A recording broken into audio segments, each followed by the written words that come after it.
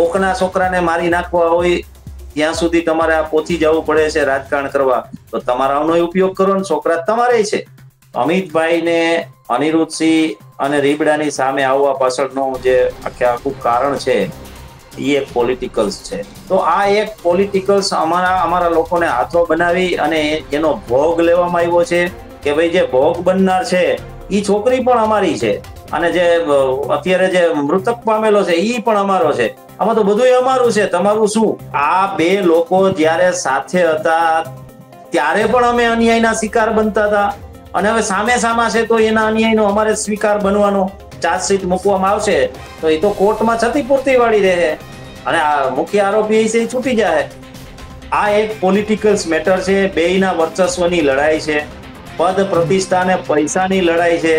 એ લડાઈમાં જે લોકો ડાયરેક્ટ કે ઇનડાયરેક્ટ વચ્ચે આવે છે એ હાથા ક્યાંક ને ક્યાંક જાણતા અજાણતા હાથા બની જાય છે અને એને છેલ્લે આ ભોગવવું પડે છે. આવો સિલસિલો વર્ષોથી અહીંયા ચાલતો જાય. એફઆઈઆર પણ થઈ ગઈ છે અનિરુદ્ધસિંહની એની વિરુદ્ધ, તો સીધી તપાસની એજન્સી જ બિહારી દેવી જોઈએ ને. નમસ્કાર દર્શક મિત્રો, TV13 ડિજિટલ પર હું જીગર દેવાણી આપ સૌનું સ્વાગત કરું છું. આપણે છેલ્લા ઘણા સમયથી જોતા આવ્યા છે કે ગુજરાતના ઘણા શહેરો એવા છે કે જે છેલ્લા કેટલાક સમયથી દરરોજ લગભગ કોઈના કોઈ મુદ્દાને લઈને ચર્ચામાં હોય છે. એમાં પણ જો વાત સૌરાષ્ટ્રની કરવામાં આવે તો ગોંડલનું નામ અવારનવાર સામે આવે છે. અનેક વિવાદિત ઘટનાઓ સામે આવે છે અને ક્યાંક કહી શકાય કે મારામારીની ઘટના, રાજકીય ઘટના, મર્ડરની ઘટના, સુસાઇડની ઘટના અને તમામ ઘટનાનો કોઈને કોઈ ધોરણે રાજકીય એંગલ સ્પષ્ટ રીતે જોવા મળ્યું છે. ગોંડલને કોની નજર લાગી તો ખબર નહીં, પરંતુ હાલની વાત કરીએ તો રીબડાના યુવકની આત્મહત્યાની જે વાત આવી છે અમિતકોટની, એને લઈને રાજકારણ ગરમાયું છે અને એ જ મુદ્દા પર તેના પરિવારને જયરાજસિંહ લોકો મળ્યા અને ક્યાંક ને ક્યાંક સાંત્વના પણ પાઠવી હતી. પરંતુ અનિરુદ્ધસિંહ જાડેજા પર જે રીતે આક્ષેપ કરવામાં આવ્યો છે, સુસાઇડ નોટનો ઉલ્લેખ કરવામાં આવ્યો છે, ઘણી બધી તપાસ થઈ રહી છે, થવી પણ જોઈએ, પરંતુ એ પહેલા ત્યાંના જાણકાર રાજુભાઈ સાખિયા જે અનેક મુદ્દા પર ક્યાંક મીડિયાનું પણ ધ્યાન દોરે છે અને પબ્લિક વચ્ચે સમાજમાં શું થઈ રહ્યું છે શું નહીં જેનું એક વ્યવસ્થિત ધોરણે તે તેનાથી વાકેફ હોય છે. આપણે તેમના પાસેથી આ ઘટનાને સમજવાની કોશિશ કરીએ. રાજુભાઈ, પહેલા તો સ્વાગત છે TV13 ડિજિટલ પર. રાજુભાઈ, હવે આજે દુઃખદ ઘટનાઓ ઘટી રહી છે, વારંવાર ઘટી રહી છે. ગોંડલમાં તો એક બાદ એક વિવાદ, એક સાંધો ને ત્યાં તેર તૂટી એવા પ્રકારની સ્થિતિનું નિર્માણ થાય છે. હાલની જ વાત કરું તો રીબડામાં રહેતા અમિત કુંટે ઝાડ પર ગળે ફાંસો ખાઈને આત્મહત્યા કરી લીધી. સુસાઇડ નોટ પણ મળી આવી અને પૂર્વ ધારાસભ્ય જયરાજસિંહ જાડેજાએ જોકે પરિવારને મળ્યા પણ ખરા અને એ સુસાઇડ નોટની અંદર પરિવારને ન હેરાન કરવા વિનંતી પણ કરવામાં આવી છે. થોડુંક પેચીદું લાગી રહ્યું છે. આપના મત મુજબ પ્રાથમિક ધોરણે શું લાગી રહ્યું છે કે શું હતી આ ઘટના? બિલકુલ, પ્રથમ આપના માધ્યમથી હું અમારા દીકરા એ જે અણધારી વિદાય લીધી છે એની આત્માને શાંતિ મળે એવી પ્રાર્થના કરું છું. પરિવારજનોની હિંમત રહે એવી એમને વિનંતી કરું છું કે તેઓ હિંમત રાખે. અને આ પ્રકરણમાં સ્પષ્ટ જો સુસાઇડ નોટ લખેલી છે, સુસાઇડ નોટના પના ઉપર સાઇન કરેલી છે, તો સ્વાભાવિકપણે સુસાઇડ નોટમાં પણ ઉલ્લેખ કરેલો છે કે ભાઈ મારી આની યોગ્ય તપાસ થવી જોઈએ. તો સૌ પ્રથમ હું તમને તમારા માધ્યમથી એક વસ્તુ કહું કે ગુજરાતની અંદર એવી ટેલેન્ટ અને એવી નીડર અને નિષ્ઠાવાન પોલીસ છે કે જેને અક્ષરધામના આતંકવાદી હુમલો જે ગાંધીનગરમાં થયો હતો એ હુમલાનો ભેદ પણ એને ઉકેલી દીધો હોય, તો અહીંયા પણ એવી SIT નીમવામાં આવે કે CBI ની તપાસ મૂકવામાં આવે તો આક્ષેપ પ્રતિ આક્ષેપ જે રાજકીય છે એ સર્વપ્રથમ પૂરા થઈ જાય. બીજી બાબતની હું તમને ચર્ચા ત્યાં આવ્યા જયરાજસિંહ પરિવારને મળ્યા, તો જયરાજસિંહને જ્યારે પેલા ભાઈ અમિતભાઈ ઉપર જે કૃત્યની જે ગુનો દાખલ થયો એને આજે 3 દિવસ જેવો સમય થવા આવ્યો, તો આ ભાઈને અગાઉ કેમ ન મળ્યા? એક. બીજું, અમિતભાઈને અનિરુદ્ધસિંહ અને રીબડાની સામે આવવા પાછળનું જે આખું કારણ છે એ એક પોલિટિકલ્સ છે. અને એક બાબત આપને ઈ જણાવું કે ભાઈ આ પોલિટિકલ્સ બાબત 2022 થી થાય છે, જ્યારથી અનિરુદ્ધસિંહ અને જયરાજસિંહ બે અલગ પડે છે. પણ જે રીબડાની સમસ્યા છે એ તો એ પહેલેથી વર્ષોથી ચાલતી આવે છે ને. તો આ એક પોલિટિકલ્સ અમારા લોકોને હાથો બનાવી અને એનો ભોગ લેવામાં આવ્યો છે. ખરેખર ઈ બેયને સમજૂતી કરવી જોઈએ અથવા બેયને ઝઘડી લડી લેવું જોઈએ. કોકના છોકરાને મારી નાખવા હોય ત્યાં સુધી તમારે આ પહોંચી જવું પડે છે રાજકારણ કરવા, તો તમારાનો ઉપયોગ કરો ને છોકરા તમારે છે. રાજેશભાઈ, હવે રીબડાના ગોવિંદભાઈ સાગરપરિયાએ એટલે જે વાત આખી સામે આવી છે એમાં અનિરુદ્ધસિંહ જાડેજા પર યુવકને આત્મહત્યા માટે પ્રેરિત કરવા માટે મજબૂર કર્યો હોવાની વાત આખી સામે આવી છે. આ આક્ષેપ કર્યો છે ને એના કારણે એમના ત્રાસથી આપઘાત કર્યો હોવાની વાત સામે આવી છે. આમાં કેટલું તથ્ય લાગે છે? જો તપાસ અને પુરાવાના આધાર ઉપર કોર્ટ ચાલતી હોય અને તપાસ છે એ તટસ્થ તપાસ થાય એટલે ખરેખર જે કઈ સુસાઇડ નોટમાં લખેલા આક્ષેપ છે ઈ કેટલા યોગ્ય છે એ તો તપાસના અંતે ખબર પડે. તો તપાસ જ હું તો વિનંતી કરીશ આપના માધ્યમથી પરિવારને કે ભાઈ સુસાઇડ નોટમાં લખેલું છે એ મુજબ ગૃહમંત્રી, ડીજીપી સાહેબ અને નામદાર ગુજરાત હાઈકોર્ટની અંદર એપ્લિકેશન દાખલ કરો ને કે ભાઈ આની એસઆઈટી નીમવામાં આવે અથવા તો સીબીઆઈ જજ મૂકવામાં આવે, તો જ યોગ્ય તપાસ અને નિષ્કર્ષ નીકળશે ને કેસ. તમારે તો જે રાજકારણના રોટલા બેયને શેકવાતા આર્થિક લાભ લેવાનો હતો એ તો તમે બધા જગ જાહેર લઈ લીધેલો છે અને હજી લેવાના છો. અમને ખબર છે, અમારે ભોગ હજી બનવાનું થાય, પણ જે ન્યાયિક પ્રક્રિયા છે એ જો અનુસરવામાં આવે તો ચોક્કસપણે તથ્ય સામે આવે. અત્યારે તો અમારી સામે બે કે ભાઈ જે ભોગ બનનાર છે એ છોકરી પણ અમારી છે અને જે અત્યારે જે મૃતક પામેલો છે એ પણ અમારો છે. આમાં તો બધું અમારું છે, તમારું શું? તમારે તો માત્ર રાજકારણ જ કરવું છે ને, અને એ મોતના મલાજા ઉપર જઈને બેહવું છે ને. તમારે જો ખોટો ગુનો દાખલ થયો તો અને આ બધું થયું હતું તો જાણ તો હતી જ ને, તો વહેલું જવાય ને ત્યાં કે ભાઈ ચિંતા કરવાની જરૂર નથી, અમે સાથે છીએ. અને રહી વાત તો સિટિંગ એમએલએ જેની પરિવારની સાથે હોય એને આ યોગ્ય તપાસ મળવામાં શું વિલંબ અને વિક્ષેપ આવે? સ્વાભાવિક છે તાત્કાલિક ધોરણે આવે અને ઈ તપાસ થશે તો જ નામદાર કોર્ટની અંદર કોઈ પ્રકારના એનઆઈ છે, ઇન્વેસ્ટિગેશન નેશનલ ઇન્વેસ્ટિગેશન એજન્સી છે, ત્યારબાદ સીબીઆઈ છે કે એસઆઈટી ની તપાસ ત્યારે એનું ટ્રાયલ કોર્ટમાં ચાલતું હોય તો એના ઉપર એક આધાર સ્તંભ ઉભો થાય છે કે ભાઈ આની કરેલી તપાસ છે. એટલે એની અંદર છટકવાના જે પેલા દરવાજા હોય છે એ હોતા નથી અને પુરાવાના અભાવે કે યોગ્ય તપાસના અભાવે આરોપીઓ છૂટતા નથી. તો ભાઈ આવી તપાસની જે માંગ છે એ સુસાઇડ નોટમાં કરેલી છે તો એ મુજબ જ કાયદાકીય પ્રક્રિયા અનુસરવામાં આવે એવી જ જરૂર છે. બાકી અહીંયા કે કોઈ ટોળા લઈને જઈ અને લાગણી હવે બતાવવાનો મતલબ શું? વાત સાચી છે, પરંતુ આપણે કારણ કે આ દુર્ઘટનાની વાત કરી રહ્યા છે, દુઃખદ ઘટનાની આપણે જયારે વાત કરી રહ્યા છે, હવે જે ઘટના ઘટિત થઈ ગઈ એ તો આપણે બદલી નહીં શકીએ. તપાસ થશે, તપાસના અંતે ન્યાયિક ધોરણે તપાસ થાય તો જ ક્યાંક ખબર પડશે કે શું રંધાયું હતું, શું ઘટના હતી.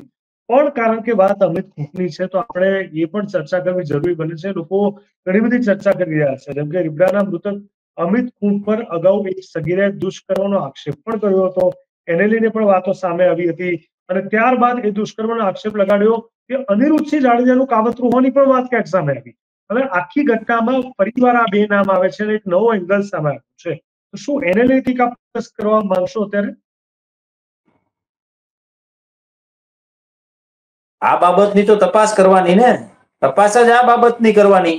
બાકી તો જે ખોવાનું હતું એ તો અમે ખોયું. હવે તો અમારે તો ન્યાય માટે જરૂરી છે તો ભાઈ તપાસ જ જરૂરી છે. માનો કે અહીંની લોકલ પોલીસ કે બસ આક્ષેપ પ્રતિ આક્ષેપોના કારણે કદાચ પેલી ચાર્જશીટ મૂકવામાં આવશે તો એ તો કોર્ટમાં છતીપૂર્તિ વાળી રહે અને આ મુખ્ય આરોપી છે એ છૂટી જાય. આપણે એવું નથી કેતા કે આરોપી હોય એને જ આરોપી બનાવવા છે, નથી હોય એને નથી બનાવવા, પણ હોય એને છોડવા પણ નથી. હવે જે સુસાઇડ નોટની વાત સામે આવી છે એમાં કંઈક સામે આવ્યું છે, શું ઉલ્લેખ કરવામાં આવ્યો છે વગેરે? જી, આપનો પ્રશ્ન. સુસાઇડ નોટની પણ વાત જે સામે આવી છે એમાં કોઈ ઉલ્લેખ જી, કરવામાં આવ્યો કે શું છે શું નહીં વગેરે? સુસાઇડ નોટ જગ જાહેર છે, એમાં ઉલ્લેખ કરેલો જ છે.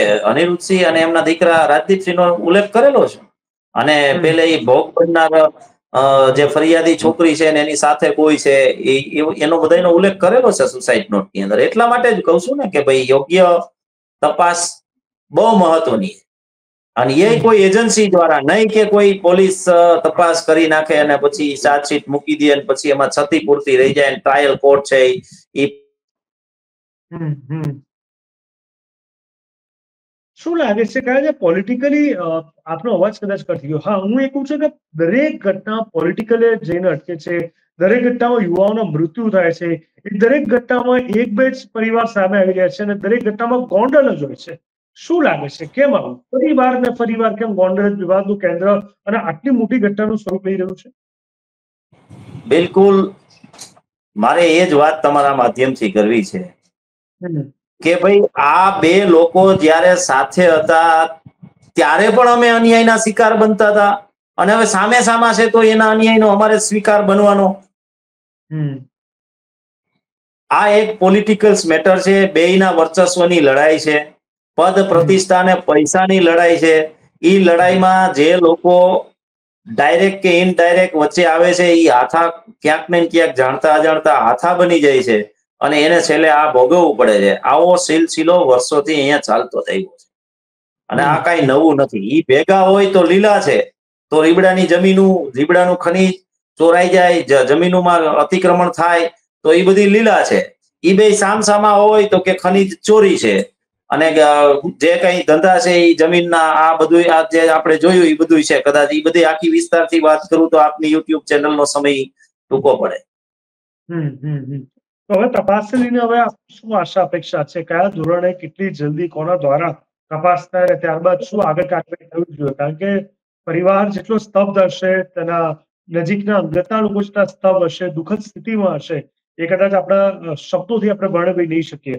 પણ જે થયું છે એની તપાસ થવી એટલે બી જરૂરી છે કારણ કે પહેલા જાટ યુએનની વાત આવી, હવે આ વ્યક્તિની વાત આવે છે અમિત કોટની. ભગવાન ના કરે નારાયણ આવી ઘટનાઓ વધતી જશે તો આ કંઈક બહુ મોટા રેડ સિગ્નલ છે આપણા માટે કે આપણું આ ગોંડલ જે રીતે બદનામ થઈ રહ્યું છે, ક્યાંક ને ક્યાંક હવે કોઈક મોટી એક્શન થવી અહીંયા ખૂબ જરૂરી બને છે કાયદાકીય ધોરણે.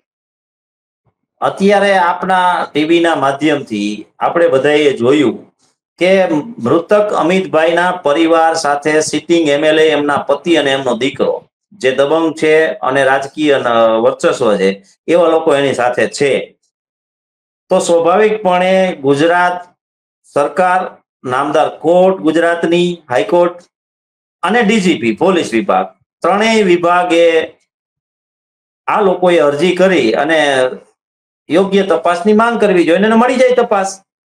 સિટિંગ એમએલએ સાથે છે, તમને તપાસ મળવામાં શું વાંધો? જો ખરેખર બંને જો ખરેખર લોકો માટે લડત કરતા હોય તો એના પદ અને પ્રતિષ્ઠા અને પૈસાની પાછળની જો એની લડત હશે તો ન્યાયિક પ્રક્રિયાની અંદર જે કાયદાકીય પ્રોસેસ છે એની અંદર ક્યાંક ને ક્યાંક પરિવારને જાતો અટકાવવામાં આવશે, ક્યાંક ને ક્યાંક પરિવારને જવા માટે મદદરૂપ થવામાં નહીં આવે. જો ખરેખર રાજકારણ જ ન હોય અને હમદર્દી બતાવતા હોય ધારાસભ્ય એમના પતિ અને એમના પુત્ર, તો સીધો એને અત્યારે આ જે પ્રક્રિયા બધી પૂરી થઈ જાય ત્યારબાદ સીધું ઈ લોકોએ સૌથી પેલું કામ ગૃહમંત્રી, ડીજીપી સાહેબ અને નામદાર ગુજરાત હાઈકોર્ટમાં આ બધું જે પ્રક્રિયા છે મને જાણવા એવું મળ્યું છે કે એફઆઈઆર પણ થઈ ગઈ છે અનિરુદ્ધસિંહની એની વિરુદ્ધ. તો સીધી તપાસની એજન્સી જ બેહારી દેવી જોઈએ ને એમ. એમાં કઈ વિલંબ કે વિક્ષેપ નહીં આવે હું માનું છું ત્યાં સુધી, કારણ કે એમએલએ સાથે છે ને. ઠીક છે. આપ પરિવારને મળ્યા હતા દુઃખદ ઘટના પછી? અમિતભાઈના પરિવારને આપની મુલાકાત લીધી?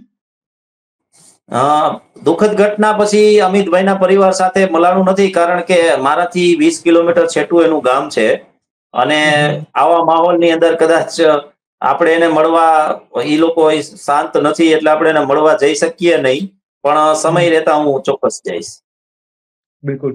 ગોંડલની પ્રજાને આપ શું કહેવા માંગશો હવે? કારણ કે સ્થાનિકોમાં પણ એક દુઃખ અને ભય બંનેનું વાતાવરણ છે વારંવાર ગોંડલમાં જે થઈ રહ્યું છે.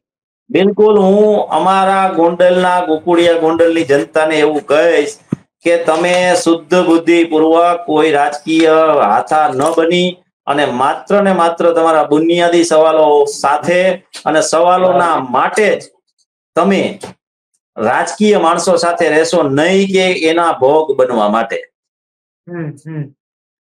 બિલકુલ બિલકુલ રાજુભાઈ, અમારી સાથે જોડાવા માટે ધન્યવાદ.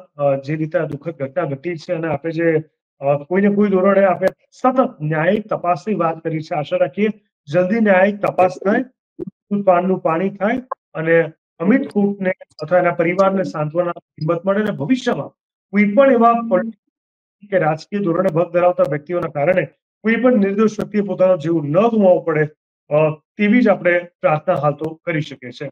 જોડવા માટે ધન્યવાદ.